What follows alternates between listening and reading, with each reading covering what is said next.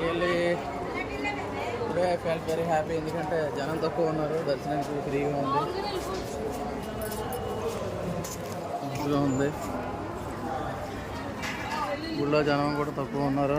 Free దర్శనంకి వెళ్ళడం better 200 rupees దర్శనం కన్నా. సో వాతావరణం కూడా బాగా ఎండగా ఉంది. సో ఫైనల్గా మేమిద్దరం కూడా దర్శనం అయిపోయింది. ఓకే,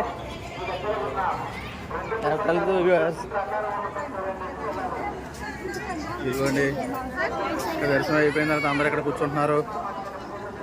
ఇక్కడ తిరిగే వాళ్ళు తిరుగుతున్నారు. ఇదిగోండి ఇక్కడ విమాన వెంకటేశ్వర స్వామి వాహనం ఇది. ఆయన దర్శించుకోవడం.